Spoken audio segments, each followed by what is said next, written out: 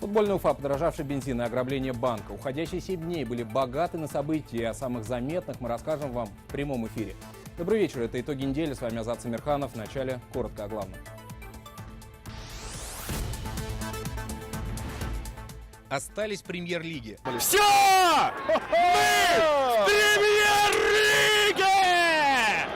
Футбольный Уфа продолжит выступать в элитном дивизионе российского чемпионата. Власти тем временем готовятся построить новый стадион. Таких больших масштабных строек сейчас вы навряд ли найдете в каких-то регионах. Вошла в хранилище, забрала 23 миллиона. Полиция продолжает розыск подозреваемых. Дерзкое ограбление банка в Салавате. Что побудило старшего кассира пуститься в бега, с деньгами выясняет следствие. Вкладчики тем временем обеспокоены судьбой своих средств. С точки зрения даже небольшого банка, это, пусть не копейки, но абсолютно несопоставимая сумма. Трезвый Сабантуй. Народ гуляет, отдыхает и главное без алкоголя. Праздник Плуга отныне отмечают без спиртного, а парламентарии изменили время продажи алкоголя в рознице. Мы будем предлагать ограничить продажу с 22:00 до 10 утра. Родительская слава. А я, во-первых, ее увидел, я говорю, не дай бог, она моей женой будет. Характер такой, вот, командир юбки. Семья Сайрановых из Башкортостана удостоена награды из рук президента России. Как воспитать 7 детей и сохранить уют в доме, несмотря ни на что, расскажем в репортаже итогов недели.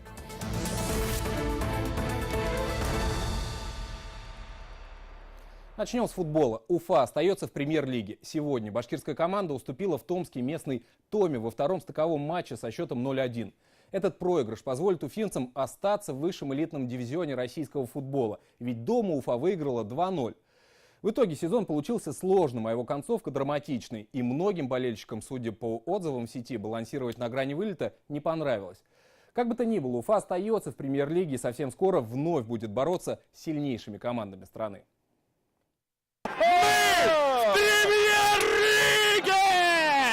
Главный итог борьбы последних месяцев. Уфа сохранила прописку в премьер-лиге, несмотря на откровенно неудачную игру в Томске. Подопечным Евсеева не удалось нанести ни одного удара по воротам соперника. До последних минутах судья показал 2 подряд желтые карточки Александру Белинову и удалил уфимского вратаря с поля. Место в воротах занял Вячеслав Кротов и в нужный момент не подвел. Столпотворение Кротов! Спасает свои ворота! Общую победу уфимцам позволило держать счет домашнего матча. За последние 5 лет Уфа приучила болельщиков к своему постоянному присутствию в РПЛ, поэтому поверить, что башкирская команда ее покинет, фанатам было сложно. Мы надеемся, что по традиции Уфа победит Том. Да, мы успешно пройдем стык и в следующем году покажем отличный футбол. Должна остаться сильнейшая команда, так что я считаю, Уфа достойна остаться в премьер-лиге. Потому что она хорошо играет. В Уфе использовалась система видеоассистента рефери, или сокращенно ВАР. В противостоянии Уфы и Томи она не пригодилась. В уфимском матче Том нанесла лишь пару не слишком опасных ударов по воротам. Первые 20 минут была видна напряженность у игроков всей команды нашей. Потом думаю, что ближе к второму там взяли под свой контроль игру и довели дело до победы. В итоге Сильвестр Экбун отправил мяч в сетку в первом тайме. Во втором уфимцы вынудили ошибиться соперника. Защитник Томи Исмаил Идиев отправил мяч в ворота собственной команды. Довольны то, что выиграли 2-0. Пока это первый тайм. Я думаю, мы это уже начало сезона прошли в Европе и сами видели в Лиге чемпионов, что там все происходило. Действительно, в стыковых матчах Уфе пригодился европейский опыт. Победа над славянским Домжале и люксембургским Прогрессом и досадное поражение от шотландского Рейнджерс Стивена Джерарда. Это был первый европейский опыт клуба, его можно признать вполне успешным.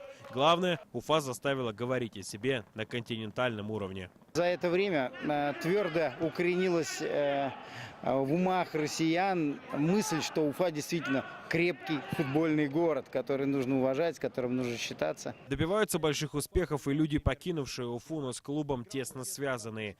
Экс-игрок клуба Александр Зинченко во второй раз в карьере выиграл чемпионат Англии. Воспитанник клубной школы Игорь Дивеев пробился в основной состав ЦСКА, где уже играет на постоянной основе другой экс-уфимец Иван Обликов. Сергей Симак, выводивший Уфу в премьер-лигу год назад, с «Зенитом» из Санкт-Петербурга выиграл чемпионский титул. Теперь Уфе предстоит вновь озаботиться собственными кадрами, для того, чтобы не бороться за выживание, а радовать болельщиков игрой и результатом. Артем Кочешев. Итоги недели.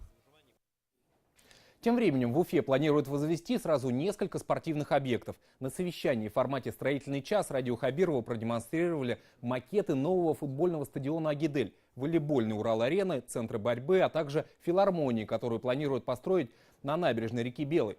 Руководитель республики отметил, что в спортивных комплексах должна быть предусмотрена возможность для занятий талантливых юных спортсменов со всего Башкортостана. При проектировании объектов был учтен опыт регионов России. После окончания строительства арены смогут принимать международные соревнования. С такими большими проектами мы должны работать с федеральным центром, с Министерством спорта, потому что, уверяю вас, что вот таких больших масштабных строек сейчас вы навряд ли найдете в каких-то регионах. В Москве, понятно, Санкт-Петербург какие-то крупные, но надо работать с федеральным центром. На неделе в Уфу с официальным визитом прибыл Игорь Додон. К слову, ни действующий президент Молдовы, ни его предшественники ни разу не приезжали в Башкортостан. Так вот, программа визита была насыщена. Двусторонние встречи, бизнес-форум, знакомство с историей и культурой нашей республики. При этом Игорь Додон нашел время и для того, чтобы немного отойти от официальной повестки. Все подробности у Анастасии Ильчебаевой. Одной из первых на башкирскую землю вступает начальник управления внешних отношений администрации президента Молдовы Ради Хабиров. Помогает спуститься с трапа Наталья Ипатия, а уже следом появляется Игорь Додон. Это начало визита, который он сам позже назовет историческим. Добро пожаловать на гостеприимную башкирскую землю. После угощения традиционная экскурсия к памятнику Салавату Юлаева. Гостей тепло встречают даже прогуливающиеся там туристы из Казани. Привет, привет. Игорю Додону рассказали о национальном герое Башкортостана. Примечательно, что похожая по композиции конная статуя есть и в Молдове. В Тирасполе стоит памятник Суворову, основателю города. Чтобы строить будущее с Башкортостаном, гости познакомились с его прошлым. Игорю Додону провели экскурсию в музей археологии и этнографии. Показали жемчужину коллекции, сарматское золото. А также познакомились с бытом башкирского народа. Юрта кочевников, оружие для охоты, бортевой мед. Башкирский мед, вы, наверное, наслышаны. Вот. Не уступает молдавскому вину. А если смешивать еще лучше? В гостевой книге музея Игорь Додон оставил отзыв с благодарностями, а вот другими подписями уже были закреплены соглашения между Молдовой и Башкортостаном. На расширенном заседании стороны подписали протоколы об установлении сотрудничества между Уфой и Гагаузией, Кушнаренковским районом Башкортостана и Акнитским Молдовы, Ишимбайским и Бессарабским. Ради Хабиров отметил, что население Гагаузии преимущественно тюркское, что делает возможным более тесные культурные связи с нашим регионом. Конечно, в первую очередь нас интересует экономика. И, как мы уже говорили, сегодня рост торговли вроде бы в 2 раза, 2018 год к 2017, но объем очень низкий. Не соответствует тому потенциалу, который есть между нашими странами. Поэтому было подписано несколько соглашений между регионами Республики Молдова и регионами Республики здесь, в Уфе. И я очень надеюсь, что на основании этих соглашений мы дадим новый импульс нашим взаимоотношениям. Игорь Додон сообщил, что между регионами России и Молдавии существует стратегическое партнерство. Товарооборот между странами в прошлом составил 1 миллиард рублей. Речь прежде всего идет о поставках в нашу страну сельскохозяйственной продукции. Например, 27% рынка яблок покрывает Молдавия. Так или иначе, перспективы для расширения партнерства есть и в обратном направлении. Башкортостан мог бы предложить Молдове продукцию машиностроения, например, автобусы и сельхозтехнику. В нашей республике, вы знаете, в целом поддерживается многообразие культур наших народов, нашей страны, нашего мира. Поэтому это сотрудничество есть, оно будет развиваться. Мы сегодня с Игорем Николаевичем говорили о целом ряде проектов по развитию экономическому, в том числе и гуманитарному. Я сегодня поблагодарил Игоря Николаевича, что молдавский игрок играет и неплохо защищает наш футбольный клуб. У нас, знаете, уже настолько взаимопроникновение осуществляется. Все лучше. Это правильно, это же дружба. дружба.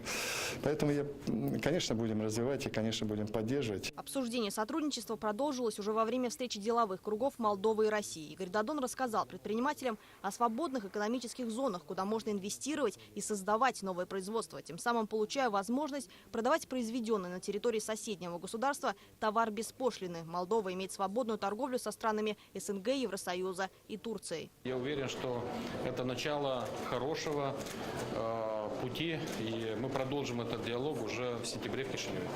А вот в Уфе Игорь Додон успел наладить диалог еще и с башкирскими студентами. Словно изначально, подчеркнув неформальный тон встречи, президент Молдовы спустился со сцены в зал и каждому пожимал руку. Ребята спрашивали об отношениях России и Молдовы, экономике, туризме, а будущие преподаватели русского языка как и иностранного решили договориться о месте для прохождения практики. Что нам нужно сделать, чтобы поехать в Молдову к вам?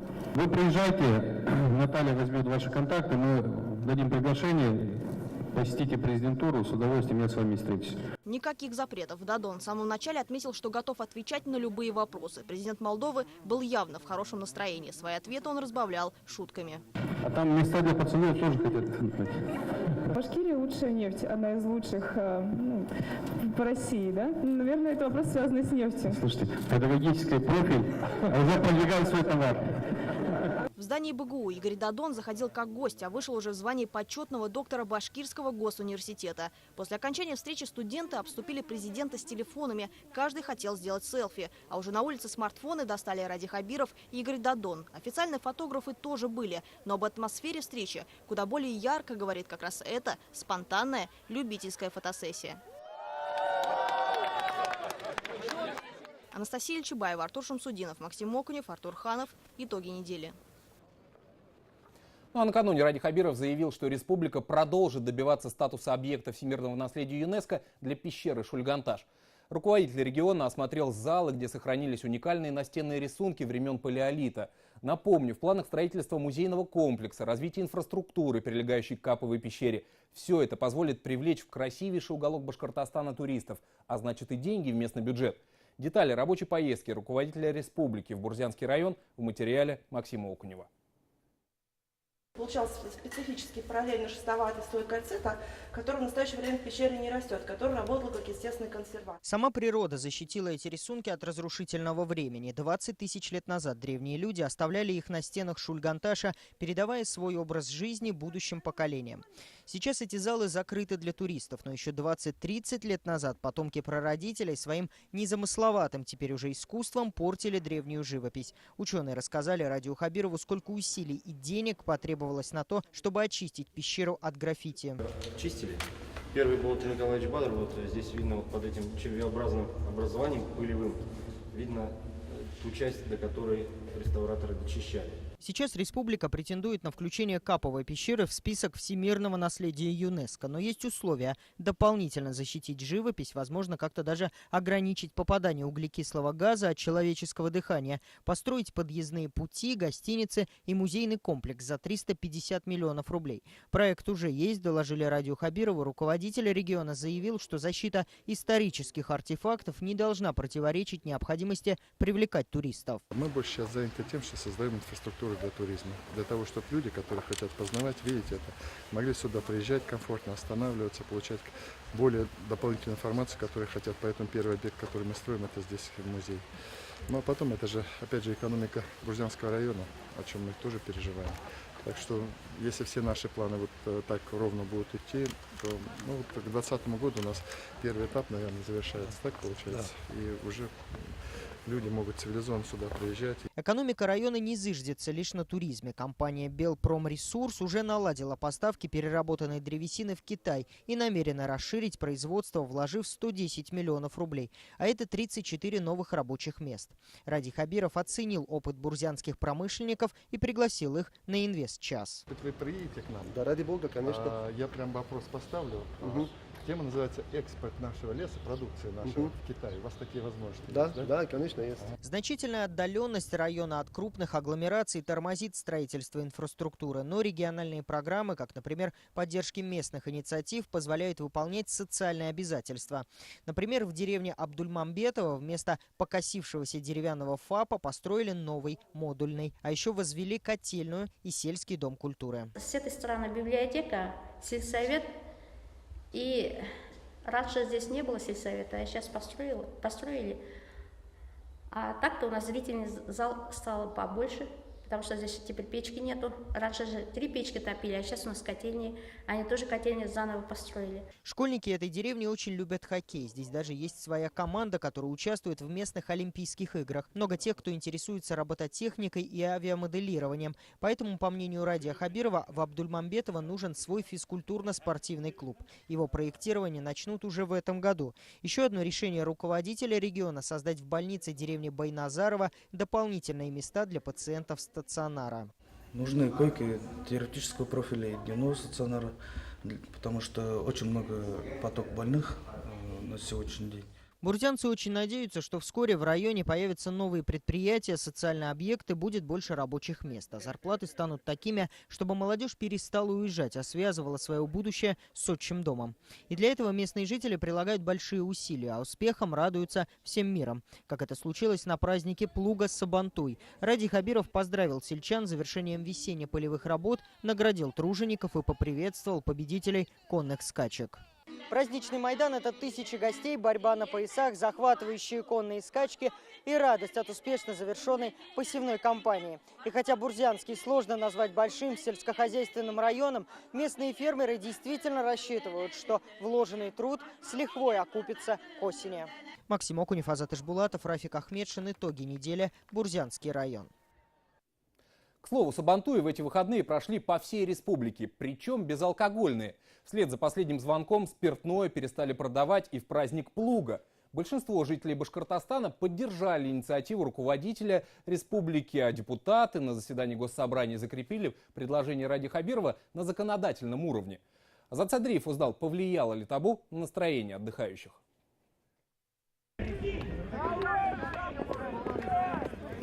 Для Башкортостана, входящего в число ведущих аграрных регионов России, Сабантуй – особый праздник. День Плуга, знаменующий окончание посевных работ, собирает не только тружеников полей, но и выходцев из района, проживающих в других муниципалитетах и городах. На этот раз встречу с земляками они отмечают национальным напитком – кумысом. Радий Хабиров предложил запретить продажу алкоголя на Сабантуях и призвал отказаться от горячительного в гостевых юртах.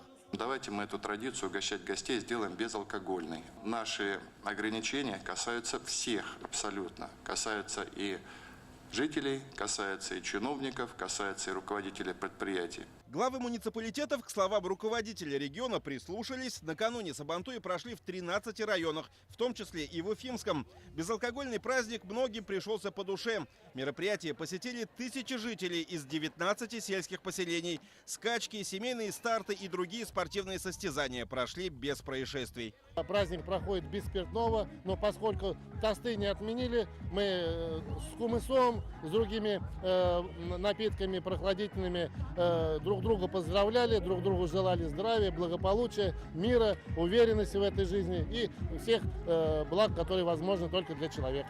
Атмосфера праздничная, самое то для Сабантуя, и погода подходит именно для этого праздника. Народ гуляет, отдыхает и главное без алкоголя.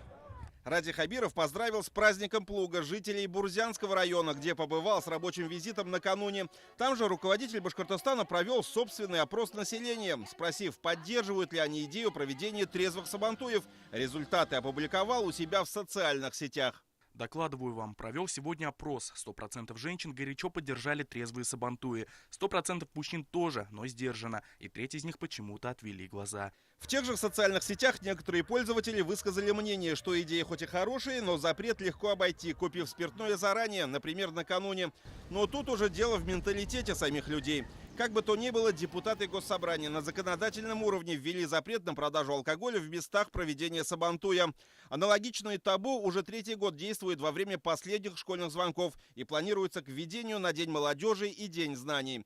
Изменился и график продажи горячительных и пенных напитков. И хотя поправки еще не вступили в законную силу, магазины уже придерживаются нового расписания. Мы давно планировали и выносили на широкое обсуждение с общественными организациями, с представителями бизнеса.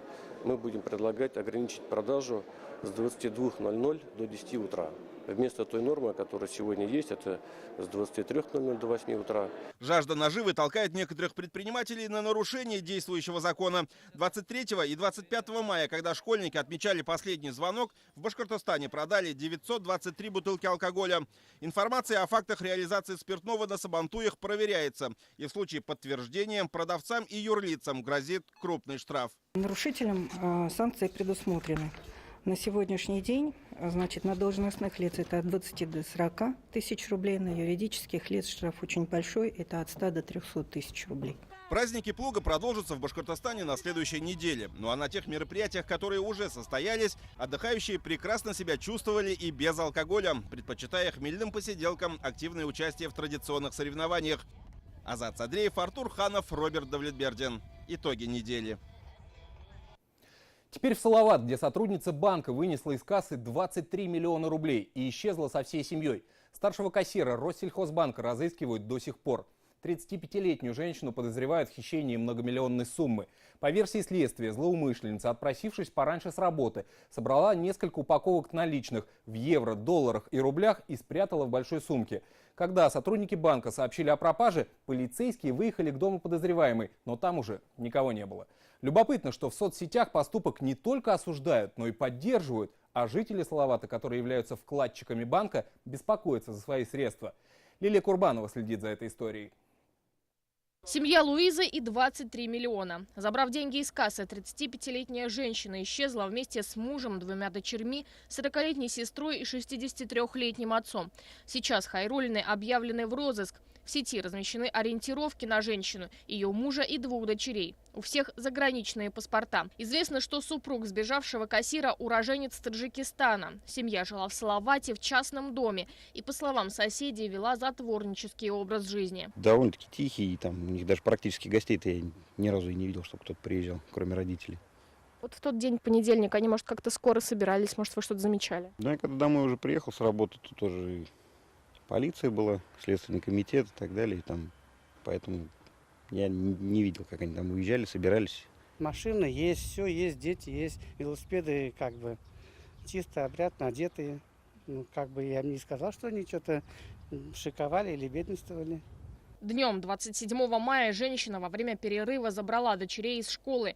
Перед этим кассир зашла в хранилище. Пропажу больше 20 миллионов рублей в банке обнаружили только вечером во время проверки. Но сотрудница уже не отвечала на телефонные звонки. Вот, например, пачка 5000-ных купюр. У нас, конечно, не из реального банка, а из банка приколов. В настоящей такой стопке 500 тысяч рублей. Соответственно, на 23 миллиона это 46 пачек. То есть в обычной женской сумке может поместиться целое состояние. Неизвестно, в чьей собственности сейчас жилье бывшего кассира. Больше года назад дом был выставлен на продажу. Однако после исчезновения Хайруллиных вместо новых хозяев соседи видели здесь только сотрудников правоохранительных органов. А кроссовер, который упоминается в ориентировке МВД, продан незадолго до случившегося. Об этом телеканалу БСТ рассказал собственный источник. Сейчас кассир, укравшая 9 миллионов рублей, 140 тысяч долларов и более 100 тысяч евро, объявлена в федеральный розыск. Ей грозит до 10 лет тюремного заключения. Главным следственным управлением МВД по Республике Башкортостан возбуждено уголовное дело по части 4 статьи 160 Уголовного кодекса Российской Федерации о присвоении или растрате крупной денежной суммы. Полиция продолжает розыск подозреваемой. Несмотря на то, что женщина совершила преступление, нарушила закон, находятся те, кто одобряет поступок воровки. Умница, молодец. Лишь бы не нашли ее. Всю семью обеспечила. Умничка какая. Почему-то не могу за нее не радоваться. Отделение, в котором работала подозреваемая, сейчас атакуют клиенты. Люди переживают за свои сбережения. Через 2 недели мы на юбилей деньги положили полгода назад. Ну вот, думаю, сейчас будет возможность снять или нет. Потому что через месяц мы кафе заказали из-за этого. Сколько у вас был вклад? 200 тысяч. Журналистам в Салаватском отделении Россельхозбанка в комментарии отказали. Руководитель филиала попросила обратиться в главный офис в Москве. Все комментарии дает пресс-служба банка. Я не полномочна давать какие-либо комментарии. Ответ спустя неделю нам так и не удалось получить. Сотрудники банка сообщили, что до сих пор готовят официальный комментарий. Главный вопрос, почему женщину никто не остановил, когда она выносила из хранилища больше 20 миллионов рублей. Дело в том, что в офисах банка на выходе нет охраны. Кстати, во время работы нашей съемочной группы не было людей в форме и в Салаватском филиале. Кто именно украл деньги из кассы, стало известно уже при просмотре записей с камер видеонаблюдения. Возможно, после случившегося пропускную систему ужесточат. Между тем, по словам экспертов, исчезновение крупной суммы никак не скажутся на клиентах банка. С точки зрения даже небольшого банка, это, пусть не копейки, но абсолютно несопоставимая сумма. Тем более, когда мы говорим о масштабах такой организации, как Россельхозбанк, системообразующий банк федерального уровня. Мощнейшая система, которая оперирует десятками и сотнями миллиардов рублей. Известно, что муж подозреваемый взял 2 года назад кредит более чем на 1 миллион рублей и не выплачивал его. Банк обязал вернуть деньги через суд, а в службе судебных приставов возбудили исполнительное производство. Возможно, это подтолкнуло сотрудника банка на отчаянный шаг. Салаватские Бонни и Клайд до сих пор не найдены. Усложняет поиски и то, что женщина удалила свои аккаунты в социальных сетях. Лилия Курбанова, Марат Юнусов, Роберт Давлетбердин, Азат Петров. Итоги недели. Идем дальше. Инженерная бригада военных из Алкина выступит на армейских международных играх. На реке Белой прошел окружной отборочный тур, по итогам которого военнослужащие Башкортостана признаны лучшими. Чтобы пройти на самые престижные соревнования вооруженных сил, пришлось немало постараться. Под Благовещенском развернули настоящий полигон. Военные должны были переправить технику с одного берега на другой с помощью понтонов. Зачистить территорию от условного врага. В общем, все как в реальной боевой обстановке. Взрывы, выстрелы, плохая погода, которая только усложнила задачу. За маневрами наблюдал Артур Шамсудинов.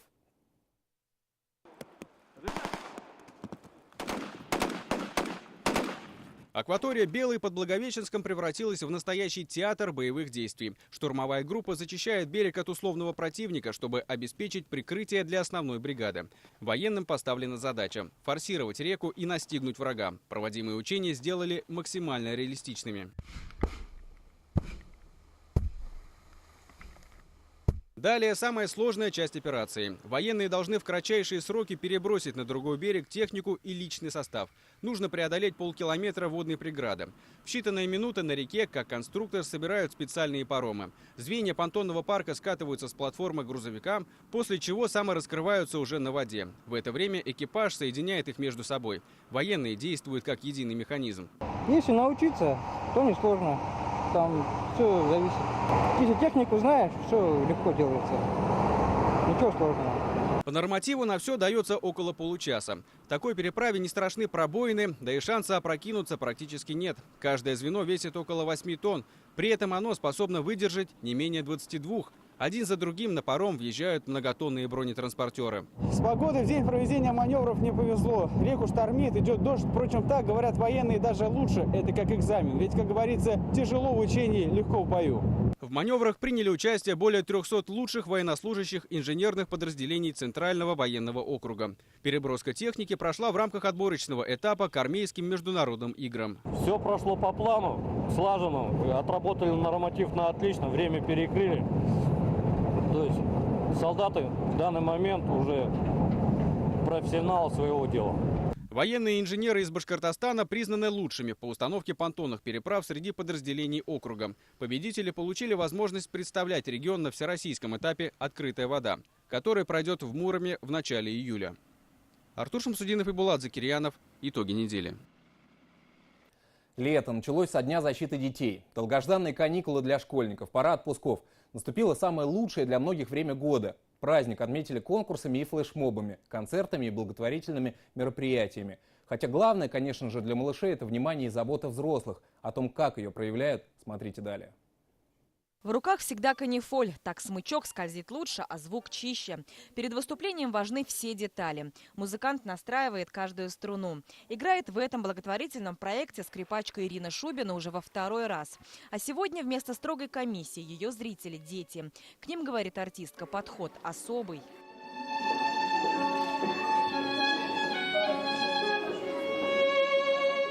Несложно играть. Главное, когда играешь детям, нужно быть честным. И не нужно лишних там каких-то действий, просто нужно играть честно и искренне. И тогда дети действительно получают удовольствие, это видно в их глазах. Дети же не могут врать. Уфа уже 15-я площадка, где прошел концерт классической музыки. Участники фонда Спивакова выступают бесплатно. Проект реализуется на грант президента Российской Федерации. В День защиты детей 8 одаренных музыкантов фонда для концерта выбрали республиканскую детскую больницу. Я убежден, что такая музыкотерапия, безусловно, оставила, знаете, большую радость сердцу. Потому что вы сами слышали, как реагировал зал, как все детишки подпевали. Была абсолютно неформальная, дружеская, теплая, душевная атмосфера. Очень много детишек, которые имеют очень сложные болезни. И вот сегодня, в День защиты детей, я думаю, что такое музыкальное приветствие, музыкальный подарок от детей поможет им улыбнуться, поможет собраться силами для того, чтобы как можно быстрее поправиться. На лечение приезжают из отдаленных районов республики. Гузелия Фаттахова в больнице уже больше 2 недель. Домой в Абзелиловский район выезжать сложно. И такие развлекательные события в лечебном учреждении имеют особый смысл. Музыка поднимает настроение, поднимает дух, можно так сказать. Мне концерт очень понравился, за это спасибо. Ярко, красочно, мне очень понравилось. В преддверии Международного дня защиты детей в Уфе побывала известная телеведущая Оксана Пушкина и посетила детский телеканал «Тамыр». Этот кубыс звездочка телевидения Салима подарила Оксане Пушкиной. Московская гостья сказала, что башкирский инструмент станет для нее оберегом. Юные журналисты телеканала «Тамыр» провели экскурсию для российской телеведущей. Показали студию, где идет запись эфиров, и сделали фотографии на память. Чудес не бывает, детьми надо заниматься. И граждане не происходят просто так, с позиции, с определенным самосознанием. Их надо учить в этом мире чувствовать себя сильными, способными принимать решения, это очень важно, и ответственными. А вот в Бакалинском районе на праздник погода выдалась дождливая. Однако она не испугала даже самых маленьких. Танцевальный флешмоб на улице прошел без зонтиков. Только вот выставку картин пришлось прятать. Акварельные холсты могут испортиться. Экспозицию юных художников посмотрела и супруга руководителя региона Карине Хабирова. А после состоялся визит в социальный приют. Гостью ждали с нетерпением, без подарка не отпустили. Наверное, здесь в материнском тепле нуждаются больше всего. Поэтому так важно поддерживать веру в то, что мама и папа обязательно найдутся. Ты дома хочешь быть? Ну, наверное, скоро будешь? Обязательно? Да. Да, обязательно будешь дома. Так не бывает, чтобы не был дома. Слышишь? Да. Поэтому ты обязательно верь и жди, ладно? Конкурсы, подарки и концерты. В разных районах республики в центре внимания в этот день интересы детей. На площади перед столичным конгресс-холлом Таратау рисовать можно было прямо на асфальте. Свою шоу-программу подготовили даже собаки. В подарок детям – танец. Правда, на 2 лапах. И, конечно, первый день лета для многих – начало каникул. Планы на которые расписаны вполне по-взрослому. Летом я поеду в деревню и поеду туда на рыбалку. Еще поеду на озеро. Впереди у школьников почти 3 месяца каникул. Это время отдыха и ярких впечатлений. Одни пакуют чемоданы, чтобы отправиться в детские лагеря. Другие предпочитают городской отдых и достают из гаражей велосипеды и самокаты. Поэтому самое время еще раз перечитать правила по безопасности. Причем не только детям, но и взрослым. Динара Таймасханова, Азат Петров. Итоги недели. Ну и в завершение расскажем историю медвежонка АУ. Он выпал из берлоги и едва не погиб. Теперь егери Национального парка Башкирия выхаживают косолапого, оставшегося без матери. Уже несколько месяцев он живет в лесном вольере в условиях максимально приближенных к естественной среде обитания. Ведь когда медвежонок окрепнет, его выпустят на волю. Качан капусты вместо меча. В лапах с этого медвежонка еда как игрушка. АУ – озорник. В вольере даже на деревья залезает. А выйдя в лес, сразу же бежит к реке искупаться в жаркую погоду. У медвежонка редкий окрас. Он не бурый, а скорее серый, но повадки, как у сородичей, живущих в дикой природе. Своенравный, быстрый и невероятно сильный для малыша, которому несколько месяцев от роду. Во время прогулки косолапый забрался на верхушку дерева. Это липа высотой примерно 20 метров. На ней он ел листья. Егери говорят, что обычно аул так себя ведет, когда приходят большие медведи. Видимо, испугался нашей съемочной группы. Такого количества людей медвежонок не видел никогда. В начале весны маленького медвежонка обнаружили рыбаки в акватории Нугурского водохранилища. Говорят, выпал из берлоги. Передали работникам национального парка Башкирия. С тех пор инспекторы заповедника выхаживают косолапого по методике известного биолога Валентина Пожетного из Тверской области. Смысл ее в том, чтобы хищник рос в естественной среде обитания, не контактировал с людьми и привыкал к самостоятельной жизни. Периметр будем расширять и будем делать так, пока же сперва мы сделали, чтобы он и сам не мог выйти. А сейчас в скором времени будет у него открытая дверь, просто будет так, что к нему не смогут подойти, а он сможет сам самостоятельно куда хочет, когда хочет ходить. К слову, 2 года назад в Национальном парке Башкирии уже выхаживали медвежонка, оставшегося без матери. Косолапого назвали Алтын. За несколько месяцев в лесном вольере он приспособился к самостоятельной жизни, научился защищаться и добывать себе пищу. А осенью егери выпустили Бурова на волю и, по сути, дали путевку в жизнь в дикой природе. На машине сделали специальное устройство, где его закрыли и вывезли его где-то порядком около 30 километров в тайгу, то есть вывезли. Это было осенью уже, до холодного времени, то есть чтобы он пропитание себе как бы добывал. Мишку Ау по осени тоже ждет переезд на новое место. Но прежде смотрители нацпарка должны убедиться, что косолапый наберет как минимум 20 килограммов веса. Это нужно, чтобы не голодать зимой. Пока же его щедро кормят фруктами и кашами. На новом месте пропитание придется добывать самому. Благо в Национальном парке Башкирия для обитания бурых медведей созданы все условия. Такой была эта неделя. Я желаю вам хорошего завершения выходных и до встречи в эфире.